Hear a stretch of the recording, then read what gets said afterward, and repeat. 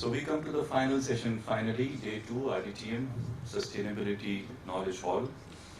And this is perhaps the most important session of all because it shows us a way to the future.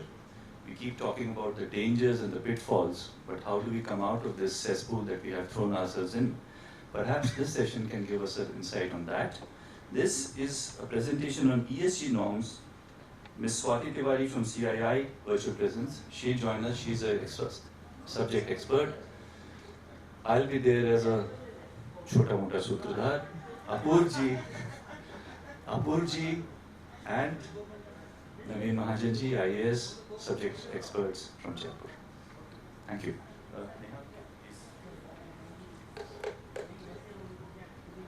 Dr. Swati is online.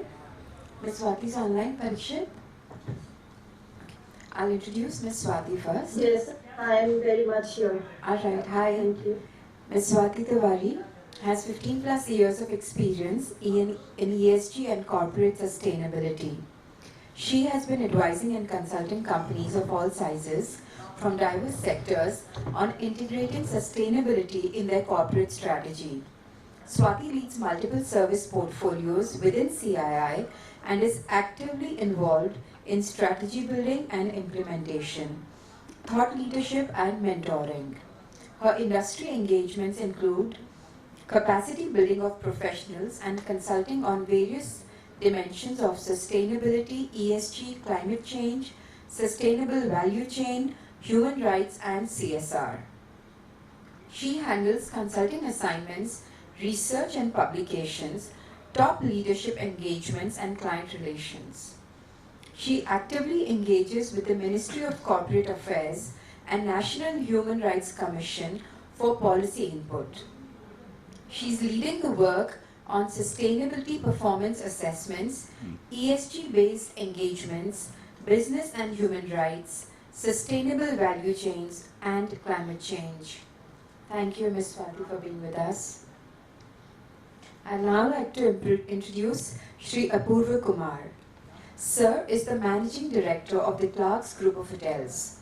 Sir has won many accolades for his outstanding contribution in the hospitality sector. He has received Maharaja Vishen Singh Award for his excellence in the field of travel and tourism, museum development in 2021. The Best Hotelier International Award was conferred to him in Berlin 2011, Rajasthan Gaurav 2011, and the prestigious Lifetime Contribution in Hospitality Industry International Award by the International Council of Pacific Area Travel Writers Association. He has also received the Young Achievers Award in Hospitality 2008 in Berlin and the Best Hoteliers National Award 2006. He is second time the co-chair of Northern Region Tourism and Hospitality Committee CII, President of Federation of Hospitality and Tourism of Rajasthan, President and CEO of the National US India Chamber of Commerce, Asia Headquarters, and Trustee of Jaipur Virasat Foundation. Thank you, sir, for your presence. I'd now like to introduce Shri Naveen Mahajan. Sir is 1997 batch IAS officer from Rajasthan cadre. He is presently the chairperson of Rajasthan State Pollution Control Board. He has held key portfolios in infrastructure-related departments of the state government, especially water, urban, roads, industry, and more. He has been finance secretary budget in the state government. He has a rich experience of working at the grassroots level. He has been district collector and magistrate of 6 important districts of Rajasthan, including Ajmer, Jodhpur, and Jaipur. He has been felicitated by Prime Minister of India at the national level for his pioneering work in water management and rural employment generation. He has also got the state award from Chief Minister of Rajasthan for his pioneering performance as Collector Ajmer. Thank you, sir, for your presence. And we also have Tarun Bansal, sir, with us. As he said, he's going to play the role of Sutradhar, and I invite him to take over.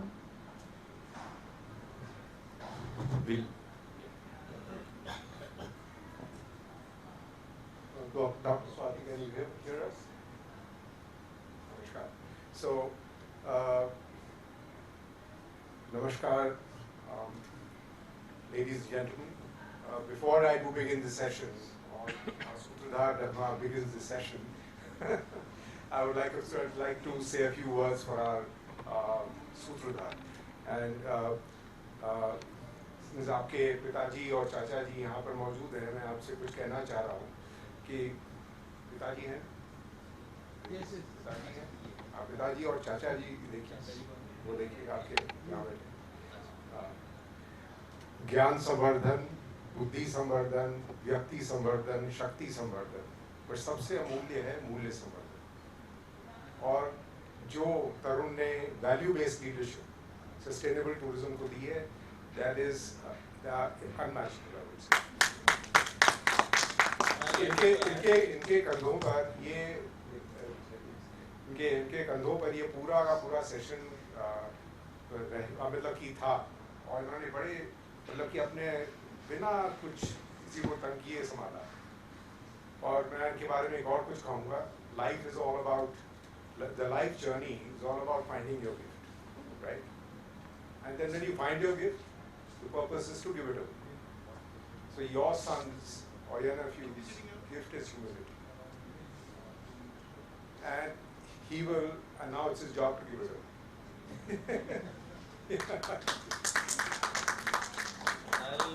And I have got a small gift also for him, and a little recognition from my side. It is not a plant, but it's from our NGO called Help in Suffering, where we are sustaining all life forms. So we have certain items which are made by vegetable dyes and things.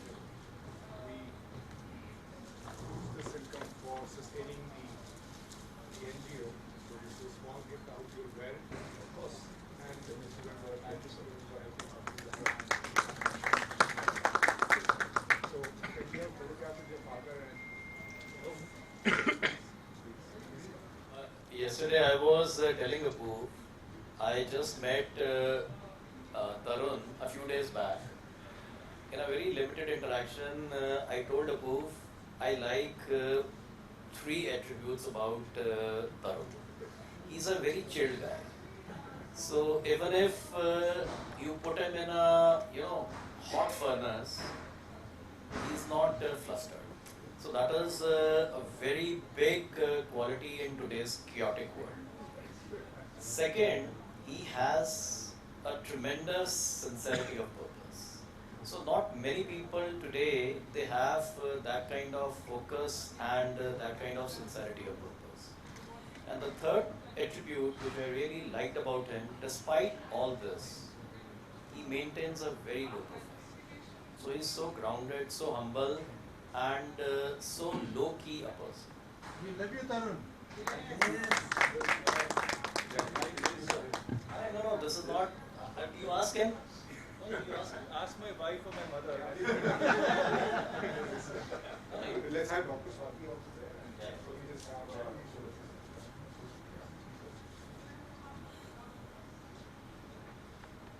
I think I'm just bombarding the no, it's a photo. So I switch off my camera so that No, we you are can get a good photo.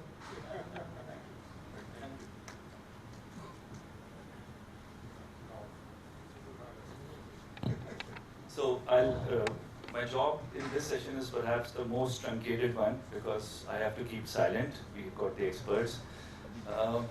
As per my introduction, I'm the guy who's going to take a Monday off. Not the Wednesday. All right, I give the mic to Apurva and then we'll continue with the session. So we began the sustainable tourism session with Gayatri ji, Naveen ji, Tarun and myself on the platform, and what Stephen Covey said, that we should begin with the end in mind, right? And what did T.S. Eliot say? You continue your way to explore, but you end at the place you began, only to discover it for the first time. And what are we trying to do here is that what we concluded is the place where we are beginning today. So we concluded the first session by saying that ESG probably is the matrix for the way forward, for sustaining destinations, for sustaining business, sustaining tourism, and now this is the beginning probably of that session. So Dr. Swati, who's an expert on the field, is right here to guide us, because ESG is the way to go. I mean, if you want investment, there will be in ESG exchanges in the future. And probably stock exchanges will become dinosaurs. You will see it happening in your own lifetime. And if you want to sustain your business, bring about efficiencies, get the best talent, you will have to be an ESG-oriented company. And I won't talk about myself now, but Tarun, can we begin with Dr. Swati if you want?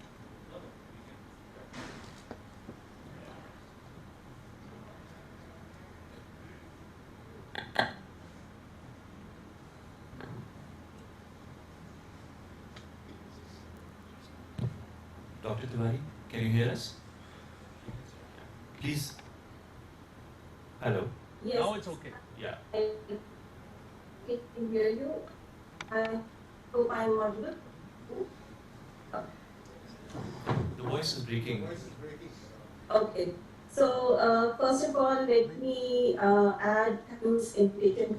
Okay, so let me switch off my camera for a while because the connection is a little unstable, so that I have a better bandwidth.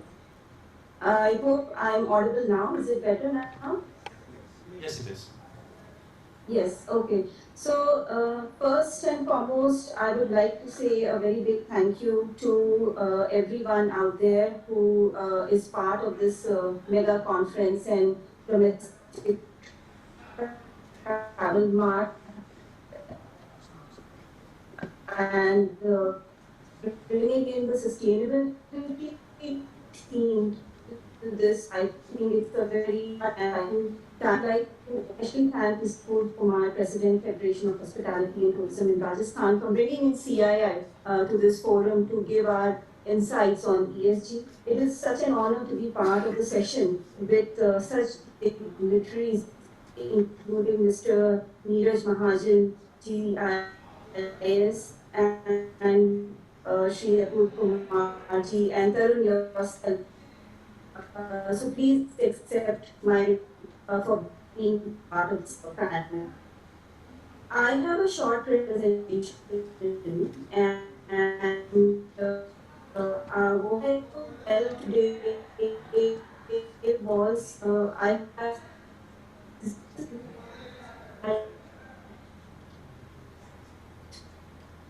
Technology देवी को अगरबत्ती related discussion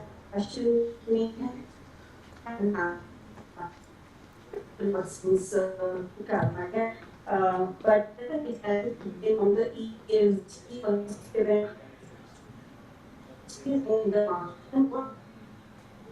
Ms. Tewari? Yeah. Hello. Miss, yeah, we can see your screen now. Or your, we cannot really listen to your voice. So maybe if you could be on the, yeah, on the mobile. If you could call me on the mobile and put it on the speaker. So before we just want to tell people that we are NCI, we are Hello.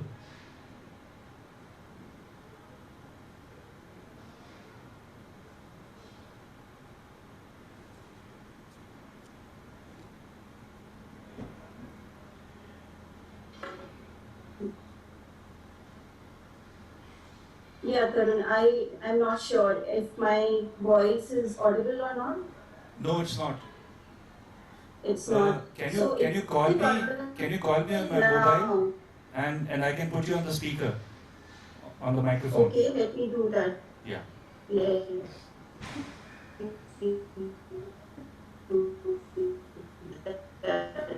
So, wait, just a second.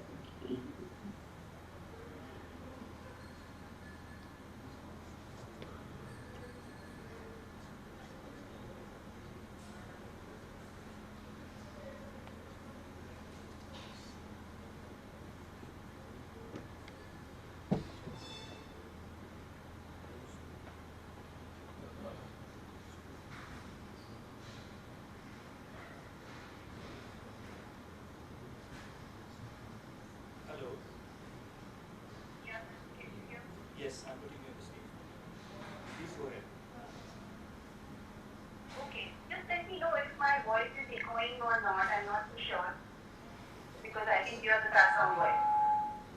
It's fine now. Please go ahead. Okay, so let me share the screen again. Just a second.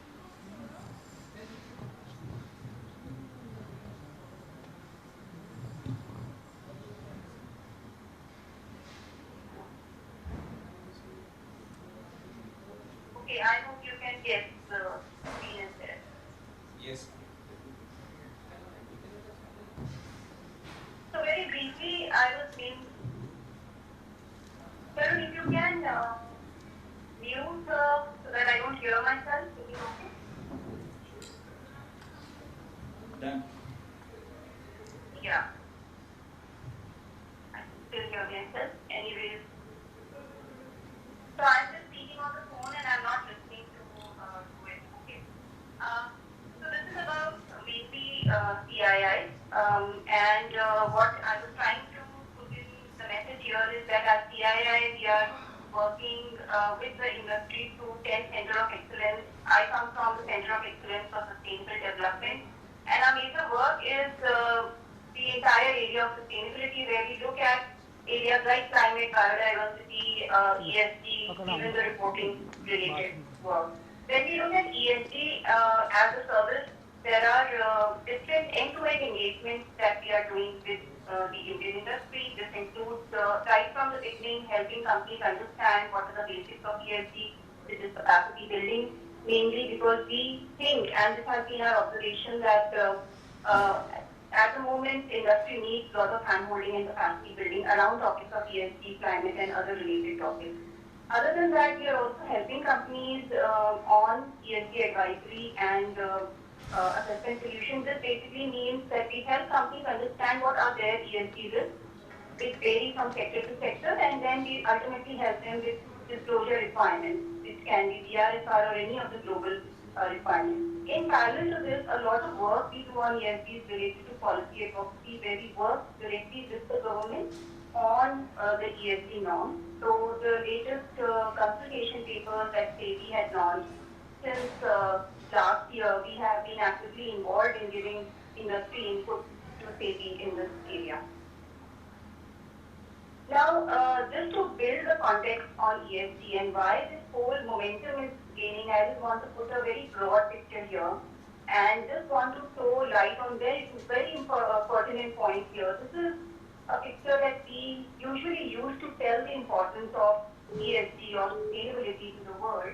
It basically is telling, this is a diagram which has been sourced from WEF, which is World Economic Forum. And one of their yearly exercise is to help stakeholders understand that what are the different kinds of risks the world is likely to face in the short term and in long term. Now, if you look at the panel on the left, this is the 2-year risk that we are looking at. And if you see here on the ranking for natural disasters and extreme weather events is ranking on 2, whereas the ranking of failure for climate adaptation is ranked at 7. This is a short-term risk in 2023 which WEF has identified. When we move to the 10-year outlook, what we see that this risk which was ranked at 7 number is appearing as the first number in coming years, that is the next 10 years. So even areas like biodiversity loss and ecosystem collapse, which were seemingly not appearing in the last 2 years, has come up as the risk for the next 10 years and ranked as 4. You can also see social, environmental, and technological risks because these risks are stuck accordingly. So the point here is basically as we are going into the future, every day is becoming more riskier in a way if the actions are not taken. And that is one of the reasons why this whole drive is coming around ESG and how different stakeholders should get their act together in doing something within their capacity to save the planet. That's the essence of this whole diagram. Now, specifically looking at tourism and hospitality sector, and what Mr. Apurva also mentioned that so when we say ESG, it is a term which is better understood by the investors or the financial community. And one of the influencing factors for any sector from ESG perspective is the financial community. So all the money the funds that flow into the sector basically comes from the financial stakeholders. So if I have to very simply divide this sector into two major parts, one is the financial stakeholders and one is the operational stakeholders. Financial stakeholders are mainly have become the influencers for ESG. So if you look at this box in blue, these are the people who are driving the whole ESG agenda. And for them, the agenda is very, very clear. They want to reduce their own risk once they put their money into companies by way of investment, by way of lending, or by way of any other financial instruments that they are using. Operational stakeholders, when we look at, it's basically comprised of all the other stakeholders, including the travel companies, the hoteliers, the supply chain, employees, consumer, and everybody. Now, this influence basically translates into this particular community to act in the right manner, in a more responsible conduct manner, so that they can fulfill the requirements that this particular community is putting on them. So while this is an important equation to understand, what is also important to understand is there are other stakeholders who are also playing a very big role. One is the role of regulators and government. And when we look at regulators and government's role in India, I think it has just gained lots of momentum in last few years, specifically around ESG, the way government and the way regulators are acting and expecting companies to get their work streamlined around ESG is becoming very, very obvious. And that is why this has become another push for companies to do. Then, of course, there is media. So anything that the company do, even one mistake or one miss that the company do is there in the media, leading to different kind of repercussions on the company. Now, while this is important to understand, this entire piece is important to understand because as companies out there who are sitting in this forum or as stakeholders to this entire tourism and hospitality sector, there might be questions that why you should be looking at ESG or what you should be doing. So precisely the reason is, mainly the big reason is this, and of course what the government and regulators are asking companies to do. Moving forward, I think I will not get into the basics of what ESG comprises of. I think that is understood very well by everybody. What are the things to be looked at? I think the tourism and hospitality sector has very unique opportunities to when we put the ESG lens to it. Precisely because when we say sustainable tourism, it includes a lot of entities. It includes, of course, the hospitality sector as a subset. It includes the airlines. It includes all the other. It includes the customer as in the tourist, right? So when we say ESG and sustainable tourism, there are huge opportunities that sustainable tourism as a sector can do macroeconomically, and I'll come to those details also. And when we say hospitality as a sector, of course, hospitality, hotels, travel agencies, they also have lot of opportunities. So what we are saying here is that ESG shouldn't be seen as an agenda of investors per se or something being pushed by government or regulators. I think it's a very big opportunity, it's a huge opportunity for companies of different kinds to do their bit in not just saving the planet but also in optimizing their own resources. So the moment you have that vision in place around ESG, you yourself will see that the way you deploy your resources, be it your financial resources, technology, infrastructure, everything, while in short term it may cost a lot, but in long term this is definitely going to make a lot of business sense to you. So a lot of resource optimization will come into the picture. I think one very important point I just want to say without defining these pillars is that when we say ESG, the lens is mainly put on the environment side, right? And I think companies start thinking about, okay, what they should be doing on environment protection or climate change adaptation or reducing their emissions, which is a very good thing. But equal weightage are being given to social and governance. If you look at the recent laws that are coming, or policy-related work that has come into India, a lot of weightage has been given to social and governance side as well. Social, when we speak social, again has two lenses to it. As a tourism or hospitality sector, you will have to work with your local community, that's the first thing, but also internally with your employees to make your balance so that you create an amicable work culture. Governance, of course, is very, very important. So here the emphasis is that equal weightage should come in when you're looking at the ESG lens for your business model.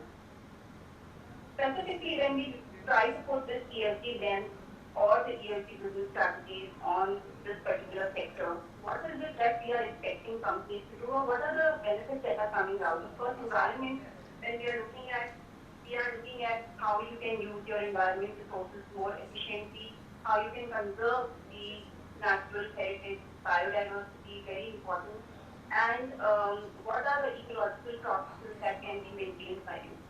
Economic is more to do how you work with your local partners in your local communities in order to uplift them. When you are driving your business in the sector, how do you ensure that the social sector, the local community is also uplifted? And some of the points that are mentioned here are self-explanatory, that whatever income or profits are, basically gained from sustainable tourism or hospitality kind of a business model, how does it prevent leakage? Basically, there is a fair distribution of this profit among the local community who are part of your business model in some or the other manner, maybe through value chain. Then we have the social cultural,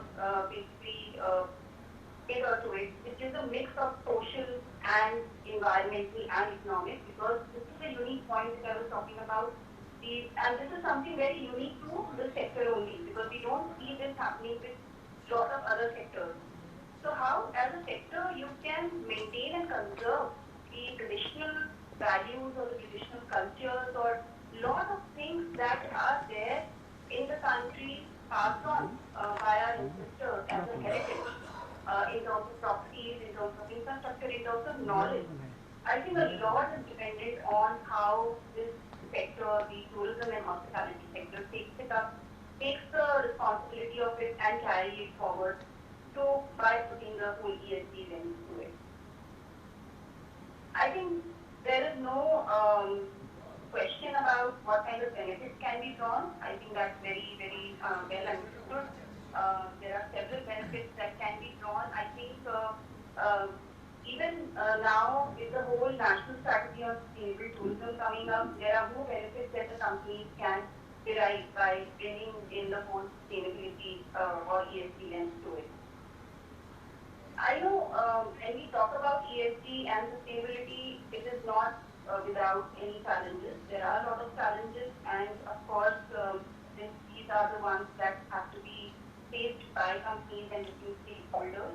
Also, the tourism industry in itself is very seasonal, and sometimes, especially when there is a pandemic kind of situation, how does it impact a sector like this? We have seen that in the past, and it has the impacts have been very, very bad. So how do you prepare for a pandemic like that? I think maybe to a large extent, making your business model from the ESG perspective might help. To a certain extent, I'll not say foolproof, but also a lot of policy support that is coming up in India will also help the sector in kind of future-proofing this sector from any kind of black swan events that we have faced in the last 2-3 years. Now, just maybe a couple of minutes on the policy support, and what I'm trying to say here is that while there is a regulatory push or a government push, but there is a lot of support that is coming through, a lot of policy work that is coming into India. Some of these are very unique to our country also. So for example, the National Strategy on Tourism, it was launched last year. I think it's a very, very interesting document to see and to follow if you are really keen to make your business sustainable, if you are part of the tourism. And Mr.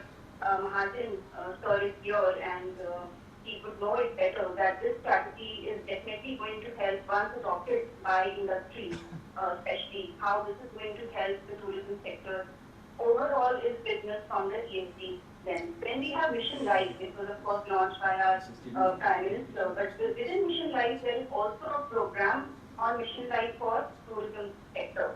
And I think the Mission Life, so when we say sector, while we are trying to push the responsibility to the industry or the companies, Mission Life is one of things which is very unique by bringing in behavioral change to the consumer. So it's the tourists who we expect to change their behavior towards sustainable tourism. As far as the companies are concerned, we can teach them, we can guide them, but a lot is also dependent on how the tourists behave in a particular city, country, in order to ensure that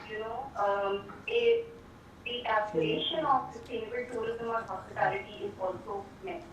Last but not the least, and this is a very, very important development that has happened in India, is the ESG related reporting requirement which are mandated by SEBI for India for listed entities.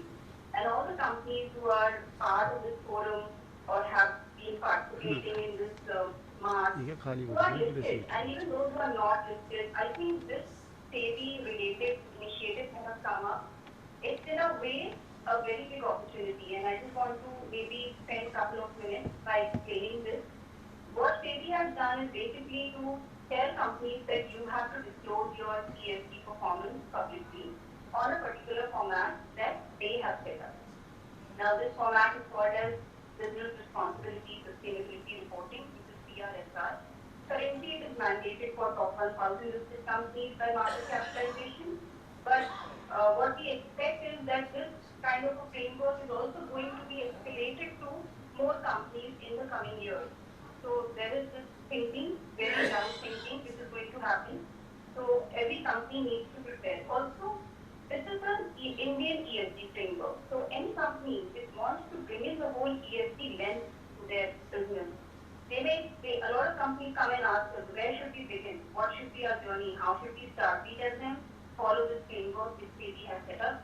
This is like a low-hanging fruit. It's already there out on the website. Use it internally not to disclose your performance, but to make your ESG strategy. That is what we want to do. Also, very unique thing about this is that there are two frameworks that SEBI has launched. One framework which is mandated for top 1,000 listed companies, mainly applicable to the big businesses out there. But they also have a version 2 of it, which is for MSME sector, which they call as BRSR Light. It is not mandated. They have just put it as an annexure right now. So all the small businesses, and we know that in this sector of tourism and hospitality, there are a lot of small businesses which are out there. And there might be questions that, do we need to do anything about sustainability or ESG? Yes, why not? And if you want to start your journey, start looking at BRSR Light as a framework. It's an Indian framework. Start looking at it, start making your strategy around it, use that as a baselining document and see what are the gaps in your businesses currently as per that framework. So that is on the India policy thing. What is coming up? So we are expecting a lot more to come up, especially from the SEBI side for companies. So while the disclosure framework has been put up, but till now, what companies usually do is that they put their disclosure framework out there in public and that's about the job is done. But there is one more step that the SEBI has added to it, which is assurance. So assurance basically means that whatever you are disclosing in the public forum, there is a third party who has assured your data. Just the way you have assurance for your financial reporting, there is assurance now coming to play for your ESG reporting. So in order to make the life easier, what SEBI is saying is just do it for some specific parameters which they have clubbed it under BRSR 4 specifically, and this work has to start from next year. So the next financial year is when the assurance has to be mandated. A lot of other things SEBI is doing, and the whole idea here is not to let companies in India feel that it's only the mandate that you have to follow without giving any proper guidance. I think there's a lot of ecosystem building that SEBI is doing around it, through disclosure framework, through inclusion of small companies, through also creating a code of conduct for ESG rating providers. So there is a code of conduct that SEBI has launched for ESG rating providers, because the debate has been that a lot of global companies come and rate Indian companies without understanding the local dynamics of the country. And as a result, most of the time Indian companies get low ratings in comparison to the global companies. And one of the precise reasons is that their rating methodology is very global, mainly coming from the developed world. We are an emerging country, so if you are rating us, as an emerging country and a business in emerging country, ideally you should be looking at our conditions, our dynamics more closely.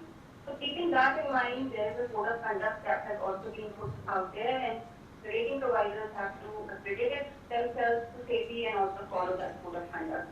So a lot of ecosystem building is happening on ESG. So as companies, I think it's very the right time for you to start, even if you don't fall under any mandate. And as I said, just take a look at the BRSR framework if you are starting your journey. A couple of more slides where we just want to put up a very specific, what is the company-driven approach that industry should be looking at. So there are a lot of ESG when we say for tourism sector, there are a lot of macro economic perspective and what the sector should be doing. And I'm sure all this has been talked in the previous sessions as well. But what I want to focus on is, as a company or as a setup, what can you do within your company? One is, of course, you follow the BRSR framework. But then the very first thing that you need to do is to start looking at ESG as a multi-functional exercise, cross-functional exercise. It's not that you create some kind of an ESG team or a CSR team or a sustainability team and you expect them to do all the work. If that is the approach, things will not go anywhere. Our learning has been that unless the company takes a cross-functional approach to ESG, things will not fall into place. And everything starts from the leadership side. So the corporate governance of the company or the leadership structure of the company has to be put in place, right, to ensure that there is a leadership buy-in on ESG first, what the company expects to do, what it wants to, why it wants to. I think once that is set up and your leaders are committed to it, everything else will fall in place. Right from your other functions like business ethics, just everything else. And when I was saying the social and governance dimension also needs to have a good weightage, I was focusing mainly on the governance side of the company, which is the leadership, and social is also to do with your employee focus. So while you are expected to work with your local community and local sourcing, those kind of things, but equally important is that within your company, how are you ensuring that the social lens is implemented? How are you developing your own employees for ESG? What kind of diversity you're giving them? How are you taking care of vulnerable groups within your organization? All these things become very important. Similarly, health and safety from your employee perspective becomes important. Also, this sector has a lot of contractual workforce. So, from the contractual workforce point of view, how health and safety is taken into consideration is also an equal point. And the last slide, I think this is just a connected slide from the previous one, that what are the best practices that we have seen in terms of the work that we have done with the sector. What are the things companies are doing. So we see, and we have clubbed it into 4 pillars mainly. The first one is more of resource conservation, which, as I said, is more to do with your environment management. Here, when we say resource conservation, it also basically looks into a lot of resource efficiency, which is to do with your waste management. So we see a lot of companies looking out on plastic as a waste and how they are making their devices plastic free and other things. Responsible product, how are you ensuring that you source everything locally? Or even if the sourcing is not available locally, then how are you prioritizing or developing your local suppliers? So to a certain extent, the responsibility is also on companies to develop your local suppliers. Then, of course, the community and stakeholder engagement is not just the local community that we are talking about, but also a lot to do with the governance in the local community and how you are engaging with your governance to ensure that they understand your work as you work in tandem with them to create a safe, ecological friendly, heritage friendly place, which also attracts the tourists. Also, I think a lot of responsibility on the sector is to make the tourists aware. When somebody visits you, a lot of awareness to tourists, especially the global tourists who come into India, they gather by staying in hotels or being part of the visits of cultural and heritage when they go around. So a lot of responsibility on how much awareness you are creating around of your country by making your tourists aware is also one of the best practices that we have to do.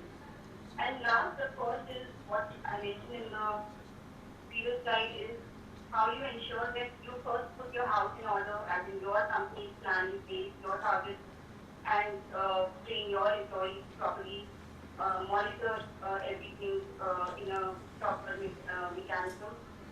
Only then you will be able to fulfill all the other practices that have been mentioned.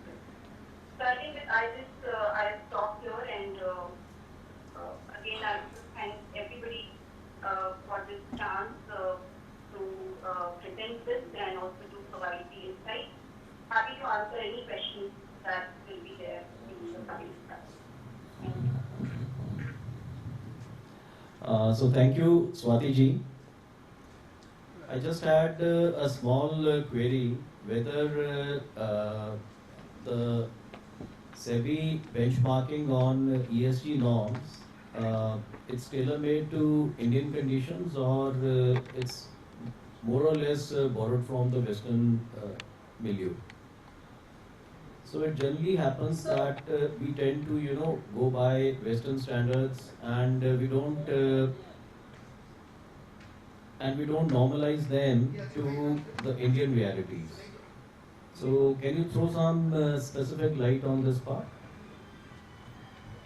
If I may expand this question, Dr. Tewari, can you hear me? Can you hear me? I can, yes. Yeah, so if I may expand Naveen's question here. As you understand, the ESG parameters across the board is not the same. You can't apply ESG parameters of a steel or a mining industry or a hospitality industry or on a destination like for sustaining our lakes, forests, deserts, ecology, whatever. So what I'm saying is that is there any industry-specific study which CI has done or you have done which you would like to tell us? Because like what we are getting to, and I was talking to Naveen and Mrs. Rathore, who's our Principal Secretary Tourism, is that Government of Rajasthan can probably take the leadership in India to develop a matrix for the industry to follow, for destinations to follow. So we know on a balanced scorecard where we are and where we are improving, because otherwise, we can have speeches and presentations for eons to come and we will still remain where we are. So we need to have some measurables to manage. So I was just wondering if CI can help us. Of course, BRSR, which you mentioned, is only applicable to 1,000 companies by market capitalization as per SEBI. And that's a very general norm as I've studied it. It's not really industry specific. And with Naveen's, if Naveen can help us with the government and if CI are volunteers, I think there's a huge opportunity here. I'll just add, we have partnered with CII and IGBC for Greenco ratings. So over there we have picked up a few sectors which are like the steel sector. We've picked up even the textile sector. So we have picked up a few sectors. We've picked up the buildings, so the green building. So in those Greenco ratings, what we have tied up with CI and IGBC is that they fine-tune the norms for industry-specific sectors, and then take the applications. Also constitute juries which have expertise in these sectors. And then, you need to rework that matrix, the weightage for each parameter or for each norm. It has to be sector, it has to be modified as per the sector requirements or sector priorities. So for instance, let's say the textile sector, they are very high on the water footprint. They are water guzzlers, and then they also do a lot of effluents on the water side. So for textile sector, say the water footprint, it's paramount. It's not the case, say, with hospitality sector. So in hospitality sector, the effluent part, it's very limited. Likewise, if we talk about the steel sector, so you have a lot of air emissions. So you'll have to focus primarily on the air part. So the fuel part. So you have to, talk about the carbon footprint. So what I'm trying to say, possibly these ESG norms, if they are not sector specific, they will not have much salience or they'll not have much kind of contemporary, yeah. Yeah, thank you. Yes, so can I just add my maybe comment on this question? So I totally agree, Mr. Mahajan, what you said, and Mr. Apurva, in terms of having the sector-specific approach is definitely needed for certain services that we have within the ESG portfolio. So for example, when we look at the ESG risk or exposures for the companies, we have a sectoral approach there. We have very specific sector-based indicators, especially for, let's say, when we're looking at the steel sector versus an automobile sector versus a hospitality sector. So that is definitely very clear. And we have a framework there also. And maybe separately, as we had discussed earlier, we can discuss this more in detail and how CII can support in making sector-specific ESG matrix for this sector. But having said that, what we are also doing is that when we look at areas like, for example, biodiversity or climate, say for example, our biodiversity experts have worked at length with the hospitality sector, and precisely the reason is that the kind of biodiversity impact that a hospitality sector may have, say for example, automobile sector may not have, or for that matter, IT sector may not have. And that is the reason why they got so much engagement with the hospitality sector to work on creating biodiversity specific impact assessment program exclusively for the hospitality sector. Also, when we are looking at working on ESG, what we are also saying, and this is especially true for the tourism sector also, the value chain. It's so comprehensive, and ESG is now no more limited only to the operational boundary of the whole thing. So it has to go to the value chain partners of the companies, and we are working with the value chain partners of the companies to also implement ESG there, also taking a sectoral approach. So I'll just stop here.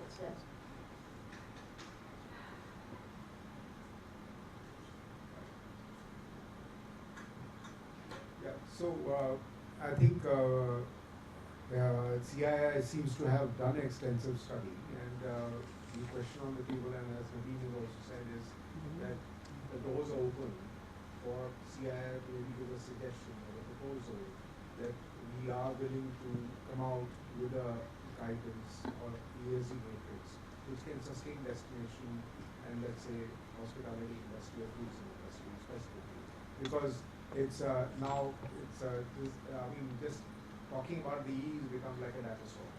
So everybody, when they put up a building, they just talk about their water recycling systems, their solar systems, and that's where the story ends. And we are not really reaching anywhere. You can see it. So can we talk about what Paul Coleman said about net positive? Can we say follow Mukund Rajan? Who's mentoring the Tatas? Who's the scholars? The army students. So can we follow these kind of people and maybe come out with a holistic model for Rajasthan, and then maybe Rajasthan can be the leader and all the states of India can follow that?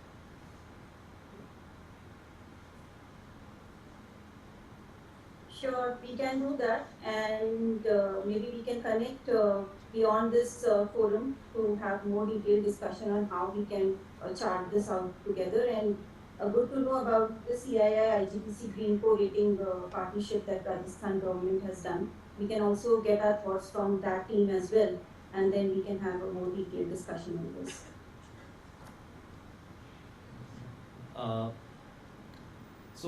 I think that Greenco rating, which we are collaborating with the CII and IGBC, it's something which is really interesting.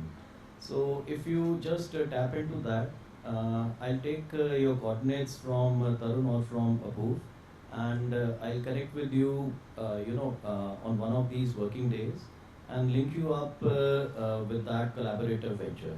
So I think over there, possibly we can plug in a few things more, add a few more sectors, make it more comprehensive, make it more holistic, and then go about.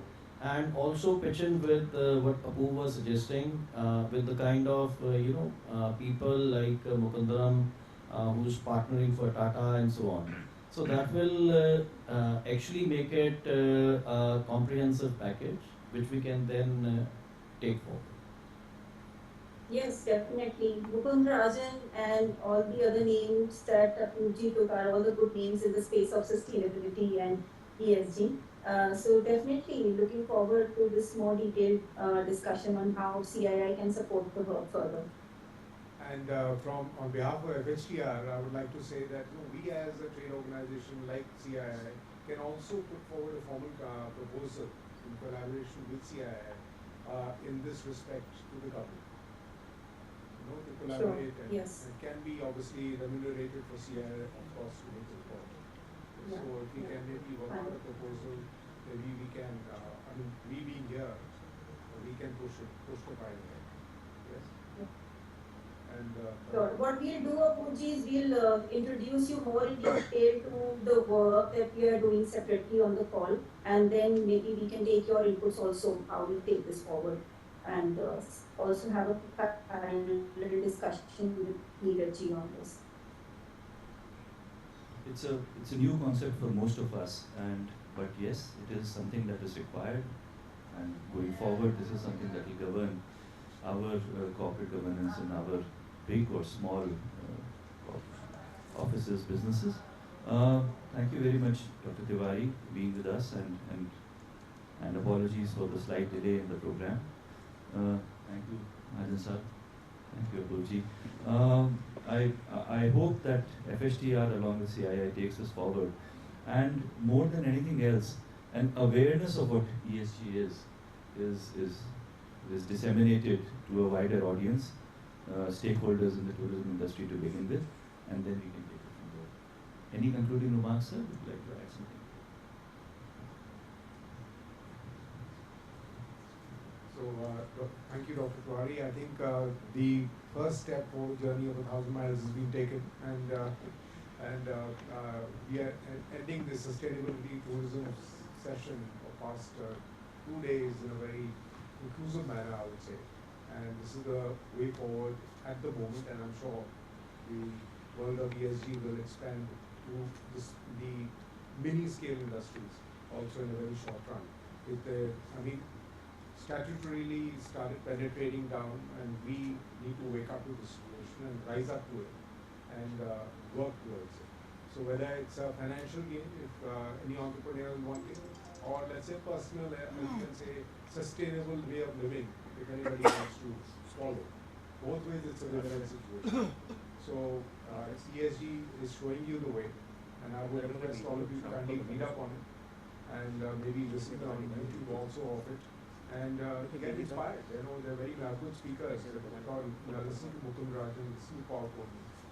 These two speakers I would recommend immediately, and I was good for both of them. So I can tell you, I was inspired, and I read up on them, and I connect with them. So maybe you can also, and Dr. Swati is also available.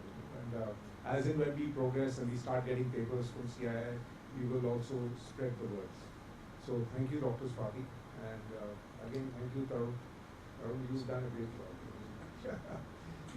In fact, all the challenges and opportunities in this space have been projected over the past 2 days, and I'm sure this ESG will show us the way forward.